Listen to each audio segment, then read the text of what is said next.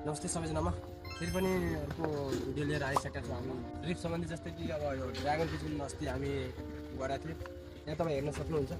त्यो भनेको अलरेडी ड्रागनको लागि पिट हामी खनेर त्यसमा के अरे कम्पोस्ट मल हालेर हामी रेडी गरिसकेका छौँ। अब हामी केही दिन प्लान्टिङ गर्नुभन्दा अगाडि के गर्नुपर्छ भनेदेखि हामी सिँचाइको व्यवस्था गर्नुपर्छ। हामी यहाँ किनभने ड्रागनको लागि तपाईँलाई पछि चाहिँ एकदम के अरे महत्त्वपूर्ण हुन्छ। किनभने यो कम यसलाई के अरे ड्रागनलाई कन्टिन्यू तरिकाले कम पानी चाहिन्छ। त्यही भएर यहाँ हामी यो जुन पाइप कुदेको त्यसले ड्रिपको पाइप हो त्यहाँभित्र यहाँ डबल युनिटर राखेको छ। अर्को साइडबाट पनि पाइप जान्छ, त्यहाँ छ पाइप। हाम्रो ड्रिपको एक्सपर्टसँग हामी क्वेसन गर्छौँ खासमा यो पानी चाहिँ कति एक घन्टामा कति लिटर पानीले के अरे निकाल्छ कविजी। अनि यो जुन छ नि इमिटर, त्यो तपाईँले इमिटर एउटा इमिटरले प्रति अब कति पानी लियो, कति लिटर पानी त्यो भएको यो इमिटरले 1 घन्टामा 4 लिटर पानी मिक्स गर्ने गर्छ। 4 लिटर होइन।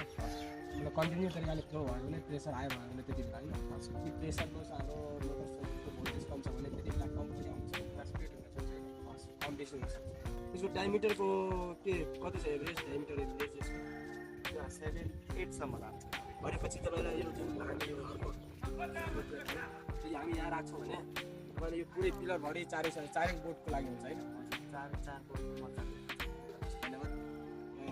जस्तै कि यो हामी 4वटा जुन इमिटर लगाउँछौँ पोलभरि एउटा पोलमा, त्यो 4वटा ड्रिपले हाम्रो 4वटै बोटको लागि प्रशस्त पानी दिन्छ। जति चाहिन्छ आवश्यकता अनुसारको पानी पनि दिन्छ।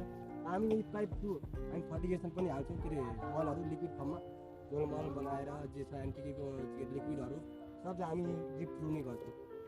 अहिले हाम्रो ड्रिपको काम भइरहेछ। अब अटोमेसनको पनि अब रुमहरू पनि कन्स्ट्रक्सन भइरहेछ।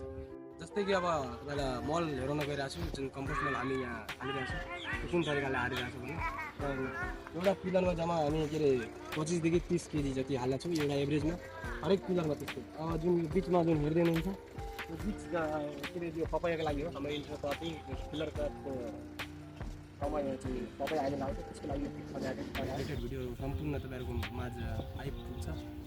Thank you.